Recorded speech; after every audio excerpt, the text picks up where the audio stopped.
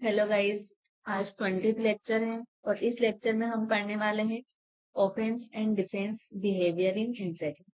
तो चलिए स्टार्ट करते हैं आज का लेक्चर।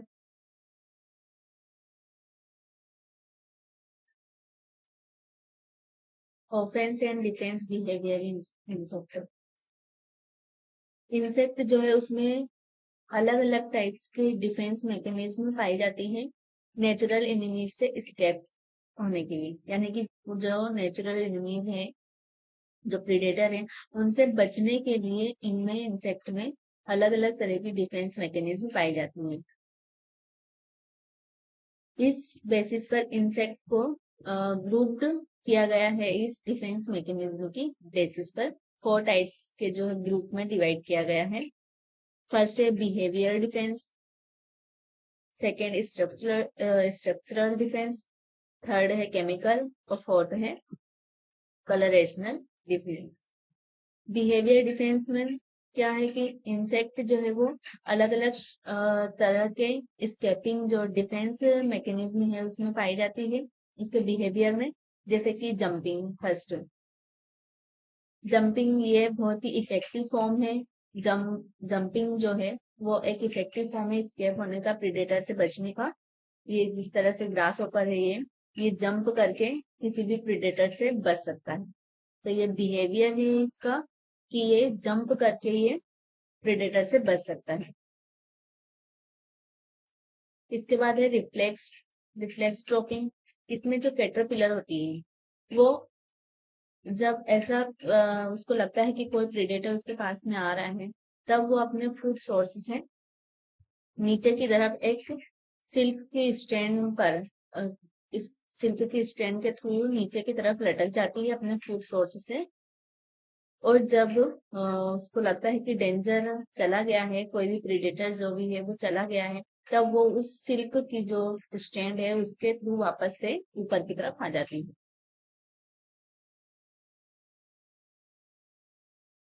तो ये इस तरह से रिफ्लेक्स ड्रॉपिंग जो होती है ये कैटरपिलर्स में होती है। इसके बाद है थेनेटोसिस। इसमें ये कई सारी जो बीटल्स और बीविल है, ये इस तरह से एक्ट करती है जैसे कि वो डेड हो गई है, डेड की तरह ये एक्ट करती है। ये इस तरह से बिहेव करती है अपने जो भी प्रीडेटर है उससे बचने के लिए। इसके बाद है थ्रेटनिंग पोज। इसमें इंसेक्ट जो है इस तरह का पोज देता है जिससे कि जो प्रीडेटर है वो डर जाए। इस तरह से ये पोज देता है जिससे कि प्रीडेटर या नेचुरल एनिमीज जो भी है वो डर जाए। इसका एग्जाम्पल है जिंजली जो स्पिंजीड है वो, और स्टेक बिटन। ये इस तरह से बिहेव करती है, इस तरह से पोज दे देती है ताकि वो प्रीडेटर वगैरह जो है ये इससे डर जाए और उनको खा ना पाए। इसके बाद है प्रोटेक्टिव कंस्ट्रक्शन, जिसमें प्रोटेक्टिव कंस्ट्रक्शन में एग जो है इस तरह की स्टाक पर एग लेइंग करते हैं इंसेक्ट, जिससे कि ये प्रोटेक्ट रह सके प्रीडेटर्स से। ये इस तरह का जो है एग ग्रीन लेसविंग जो फ्लाई होती है वो देती है, जैसे कि इस स्ट्रक्चर में देख सकते हैं।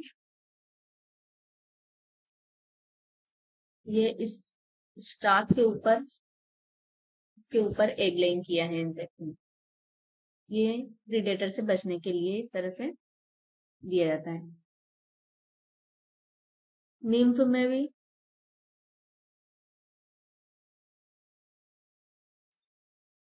जो एक फ्रोथी सिक्रेशन होता है प्रोड्यूस किया जाता है निम्फ के थ्रू। जो स्पिटल बग जो होती है उसके निम्फ के द्वारा ये फ्रोथी सिक्रेशन सिक्रेट किया जाता है, जो कि प्रीडेटर से इसको प्रोटेक्ट करता है और जो डेसिकेशन है उससे भी प्रिवेंट करता है। ये इस स्ट्रक्चर में देख सकते हैं, ये निम्फ जो है सिक्रेट करता है फ्रोथी सिक्रेशन जो इसको प्रोटेक्ट करने का काम करता है।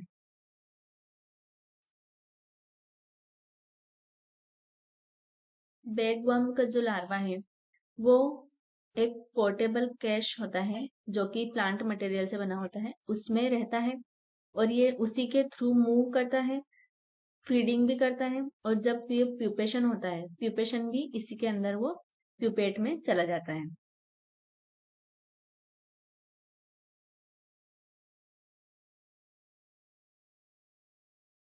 इसके बाद प्यूपा में कुछ प्रोटेक्टिव मैकेनिज्म होती है, जैसे कि प्यूपा जो होते हैं वो silk, fresh soil, body hairs और फाइबर, इनका यूज करके एक प्रोटेक्टिव कोकुन्स का फॉर्मेशन कर लेते हैं, जो इनको प्रिडेटर से बचाने में हेल्प करता है। जो फ्लाइज होती है, उनकी जो लास्ट लार्वा होती है, उसकी स्किन जो है वो हार्ड होकर टाइटेनियस प्रोटेक्टिव जो प्यूपेरियम है वो फॉर्म कर देती है। मॉस्किटो जो होता है, उसका जो प्यूपा है वो असामान्य तरीके से एक्टिव रहता है, जिससे वो प्रोटेक्ट हो सकता है, जो एक्वेटिक प्रिडेटर होते हैं उनसे ये बच सकता है। एडल्ट में किस तरह का प्रोटेक्टिव कंस्ट्रक्शन होता है वो देखते हैं। जैसे कि मिलीबग है, वो अपनी पूरी बॉडी पर वेक्सी सिक्रेशन सिक्रेट करती है पूरी बॉडी पर, जो कि उसको प्रोटेक्ट करने का काम करता है। जो स्केल इंसेक्ट होता है, जैसे कि फीमेल स्केल इंसेक्ट है, ये अपनी बॉडी को हार्ड शेल जैसी कवरिंग अपनी बॉडी के ऊपर कर लेती है, जो इसको प्रोटेक्ट करती है। जैसे ये मिलीबग है, ये अपनी पूरी बॉडी पर वैक्स सिक्रेट करती है, जो उसको प्रोटेक्ट करने का काम करती है। और ये स्केल इंसेक्ट है, जो कि हार्ड शेल जैसी हार्ड जो शेल होती है उसके तरह ये अपनी पूरी बॉडी को कवर कर लेती है। इसके बाद सेकेंड है स्ट्रक्चरल डिफेंस, जिसमें फर्स्ट है हॉर्नी इंटेग्यूमेंट। जो इंटेग्यूमेंट होती है इंसेक्ट की, वो हार्ड हो जाती है और वो हाईली स्क्लेरोटाइज्ड रहती है, जिससे कि जो इंसेक्ट है वो कोई भी इंसेक्टिवोरस जो बर्ड है, इसके बीक के पेनिट्रेशन से ये अपने आप को बचा लेता है। यानी कि बर्ड जो है उसकी जो इंटेग्यूमेंट है उसमें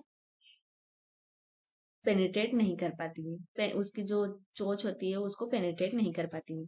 इस तरह का जो डिफेंस है वो किस में पाया जाता है? ज्वेल बीटल में। इसकी जो इंटेग्यूमेंट होती है वो हार्ड होती है ज्वेल बीटल की।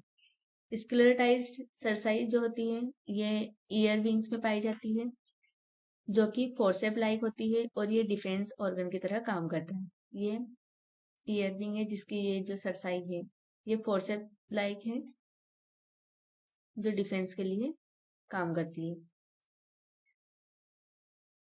इसके बाद रेप्टोरियल लेग, जो प्रेइंग मैंटिड के जो ग्रास्पिंग लेग होते हैं, वो भी अपने जो नेचुरल एनिमीज के अटैक से बचने के लिए हेल्पफुल होते हैं। ये इस तरह के लेग पाए जाते हैं इसमें प्रेइंग मैंटिड में, जो इसको बचाने में हेल्प करते हैं, एनिमीज से बचाने में हेल्प करते हैं। इसके बाद है टेंटेकल्स, जो कैटरपिलर है, बटरफ्लाई की जो लार्वा है, जो डेनेडी फैमिली की जो बटरफ्लाई होती है उसके लार्वा में मूवेबल, जो पेयर्ड में बहुत सारे नंबर में मूवेबल प्रोसेस जो है वो होती है, यानी कि लेग बोल सकते हैं उनको, वो पाए जाते हैं, जो हेल्पफुल होते हैं नेचुरल एनिमीज को ब्रश ऑफ करने में, यानी कि उनको साफ करने में ये है हेल्पफुल होते हैं। ये किस में पाए जाते हैं? डेनेडी फैमिली की जो बटरफ्लाईज होती है उनके लार्वा में पाए जाते हैं। इसके बाद थर्ड है केमिकल डिफेंस। अधिकतर जो इंसेक्ट होते हैं उनमें प्राइमरी डिफेंस है, ये प्राइमरी डिफेंस मैकेनिज्म है। ये जो डिफेंसिव केमिकल होते हैं ये टू टाइप्स के होते हैं, वेनम और ओडोरिफेरस कंपाउंड। जो वेनम होता है वो इंजेक्ट कर दिया जाता है जो एनिमीज है उनकी बॉडी के अंदर, जैसे कि हनी बी होती है, ये अपनी जो वेनम है अपना उसको अपने एनिमीज की बॉडी में इसको इंजेक्ट कर देती है। जो पी वेनम होता है वो एसिड ग्लैंड से बनता है, जो कि मॉडिफाइड एक्सेसरी ग्लैंड होती है। और ओविपोजिटर जो होता है वो मॉडिफाइड हो जाता है इसमें स्टिंग में, जो डिफेंस के लिए वर्क करता है, जहां से ये वेनम को इंजेक्ट करती है एनिमीज में। ओडोरिफेरस या फिर जो रिपग्नेटोरियल जो सब्सटेंस होते हैं, ये इंजेक्ट नहीं किए जाते हैं बॉडी में नेचुरल एनिमीज की, लेकिन ये जो कंपाउंड है ये एक्वायर्ड कहाँ से किए जाते हैं? फूड सोर्स से, जिसे एक्सोजिनस बोलते हैं, और या तो ये अंदर ही इंसेक्ट के अंदर ही प्रोड्यूस किए जाते हैं, जिन्हें एंडोजिनस बोलते हैं। एक्सोजिनस में है ऑस्मोटेरियम। ऑस्मोटेरियम जिसमें जो इंसेक्ट होता है, ये जो ऑडोरिफेरस प्लांट कंपाउंड होता है जिसको ये अक्यूमुलेट करती है, एक गंध युक्त प्लांट कंपाउंड रहता है जिसको ये थोरेसिक पाउच में अक्यूमुलेट करती है। और जब इसको लगता है कि कोई नेचुरल एनिमीज या कोई प्रेडेटर इसके पास आ रहा है, तब ये एक पेयर में एक कलर्ड उभरा हुआ स्ट्रक्चर होता है इसमें कैटरपिलर्स वगैरह में, उसके थ्रू ये इसको बाहर रिलीज करती है। जब इसको लगता है कि कोई प्रेडेटर आ रहा है इसकी तरफ, तब उस प्रेडेटर को डिस्टर्ब करने के लिए ये इस ऑस्मोटेरिया, जो कि एक उभरा हुआ कलर्ड पेयर में ये कलर्ड स्ट्रक्चर होता है, इसके थ्रू ये रिलीज करते हैं। ये अधिकतर जो कैटरपिलर्स होते हैं उसमें पाया जाता है। इसके बाद है एंडोजिनस। एंडोजिनस में है स्टिंग ग्लैंड, स्टिंग बग और जो राइस ईयरहेड बग है, इसमें स्टिंग ग्लैंड प्रेजेंट होती है मेटाथोरेक्स पर, जो कि एक बेड ओडर को रिलीज करती है। जब इनको लगता है कि कोई भी प्रेडेटर इनकी तरफ आ रहा है, तब ये इस ओडर को रिलीज करती है। ये किसमें पाया जाता है? स्टिंग बग और राइस ईयरहेड बग में। इसके बाद है पॉइजनस सिटी। ये जो है कैटरपिलर की बॉडी पर पाई जाती है। जो बॉडी वॉल होती है कैटरपिलर्स की, उस पर ये पाई जाती है। जो इसका एग्जांपल है केस्टर स्लग। केस्टर स्लग में ये होती है। जो सीटल टिप होती है,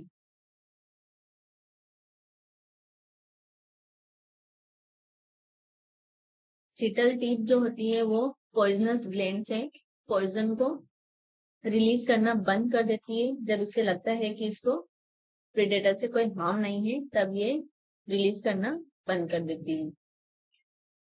जब ये फील करती है कि इसे कोई हार्म नहीं है, तब ये पॉइजन को रिलीज करना बंद कर देती है। और जब ये इसको लगता है कि प्रेडेटर है इसके आसपास, तब ये जो पॉइजन को रिलीज करती है पॉइजनस ग्लैंड से। ये इस तरह से ब्रिक्स जो है वो इस तरह से सीटी जो है ये पाई जाती है इसके ऊपर। ये देख सकते हैं, इसकी बॉडी वॉल पर पाई जाती है, जो कि पॉइजन को रिलीज करती है।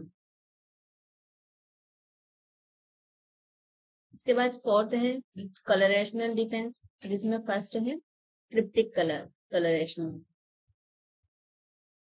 इसमें जो इंसेक्ट होता है अपने आप को प्रोटेक्ट करने के लिए एक भ्रमित कर देने वाला लुक जो है वो क्रिएट करता है, जो कि प्रेडेटर को भ्रम में डाल देता है।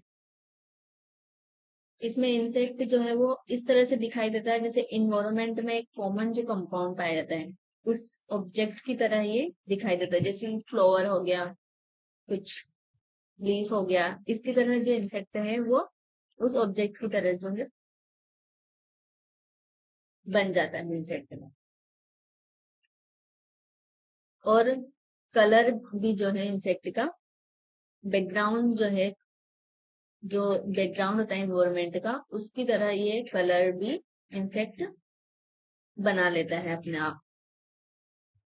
अपने आप को उस कलर में भी वो बना लेता है कि जो बैकग्राउंड होता है एनवायरमेंट का उस तरह से ये दिखाई दे, और जो प्रेडेटर है उसको ये इंसेक्ट जो है वो दिखाई ना दे सके।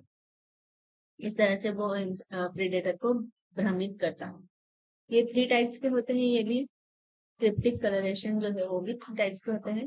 होमोक्रोमिक, जिसमें सिर्फ कलर ही सिमिलर होता है।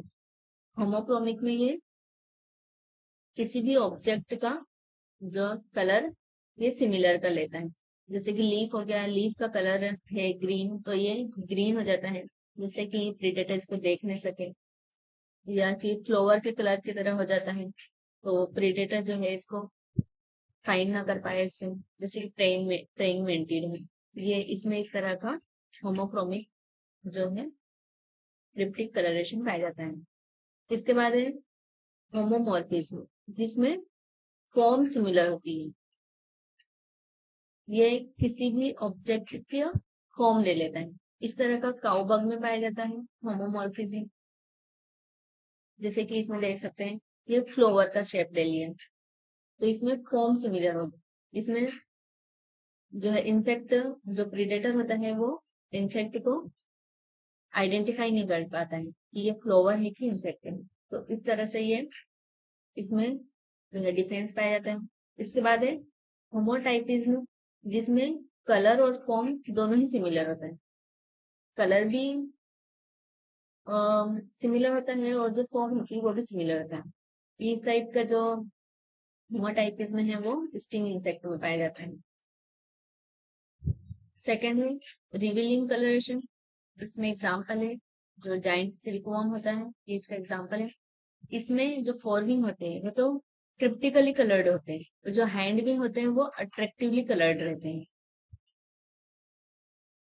इसमें क्या होता है, अगर बर्ड ने इसे लोकेट कर लिया, अगर इंसेक्ट को पकड़ भी लिया, पहचान भी लिया, तो इंसेक्ट क्या करता है, अपनी आंखों के साथ साथ जो अट्रैक्टिव जो हैंडविंग होते हैं उनको एक्सपोज कर देता है इंसेक्ट को भ्रमित करने के लिए।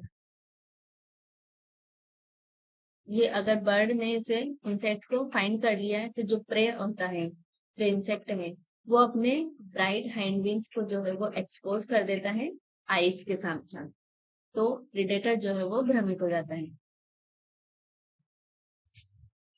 वार्निंग कलरेशन, जो बटरफ्लाई होती है ये यूजुअली अट्रैक्टिवली होती है, अट्रैक्टिव कलर की होती है।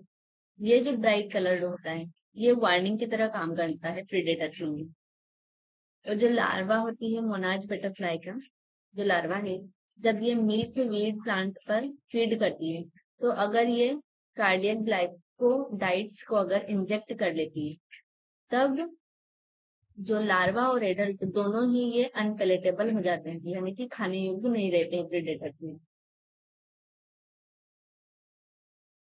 इसके बाद मिमिक्री, जो वन स्पीसीज है इंसेक्ट की, एक स्पीसीज जो है वो दूसरी स्पीसीज जो बेटर स्पीसीज होती है, यानी कि जिसको प्रेडेटर हार्म नहीं पहुंचाता है, उसकी तरफ अगर ये मिमिक्री करें, तो ये प्रेडेटर से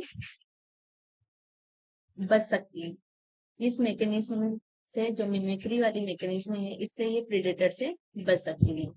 तो जो इंसेक्ट दूसरे इंसेक्ट की तरह दिखाई देता है, दिखाई देने की मतलब मिमिक्री करता है, उसे तो मिमिक बोलते हैं। और जो इंसेक्ट जिसकी तरह वो इंसेक्ट मिमिक्री करता है, उस इंसेक्ट को मॉडल बोलते हैं। यानी कि एक इंसेक्ट है, वो मिमिक्री कर रहा है किसी दूसरे की तरह, तो वो जो मिमिक्री कर रहा है उसे तो मिमिक बोलते हैं।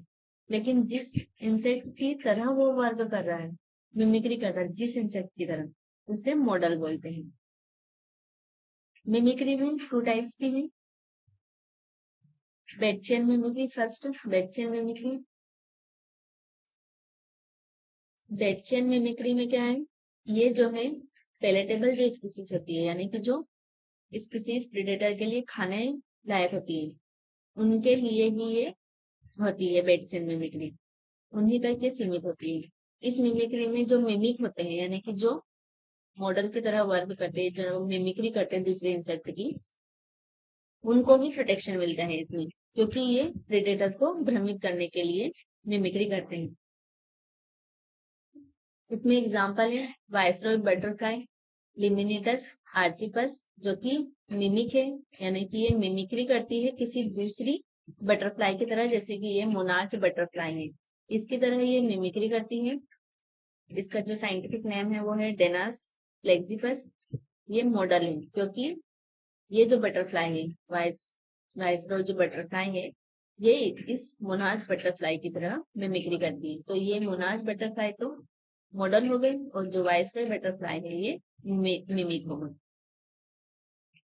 सेकंड एग्जांपल है हाइपोलिमनस बोलिना, ये मिमिक है, और यू लियो कोरे जो है ये मॉडल है। थर्ड एग्जांपल है अ फ्लाई मिमिकिंग वास्प, जो फ्लाई है वो वास्प की तरह मिमिक्री करती है। तो फ्लाई तो इसमें क्या हो गया, मिमिक, और जो वास्प है ये मॉडल है। सेकेंड है मुलेरियन मिमिक्री। मुलेरियन जो मिमिक्री है इसमें मॉडल और मिमिक दोनों ही अनपेलेटेबल होते हैं, यानी कि प्रीडेटर इनको खाता नहीं है।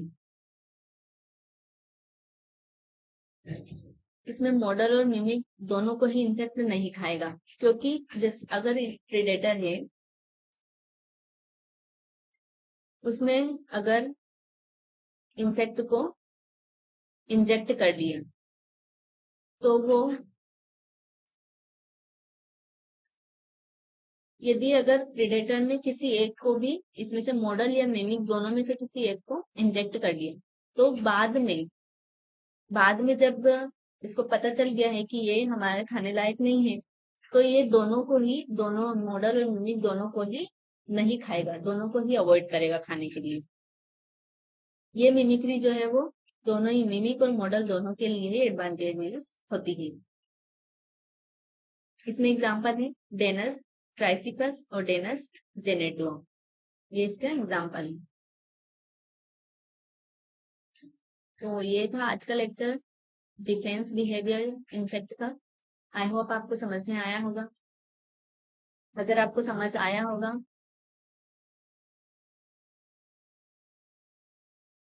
चैनल को ज्यादा से ज्यादा सब्सक्राइब करना और शेयर भी करना और लाइक करना। Thank you guys for watching this video.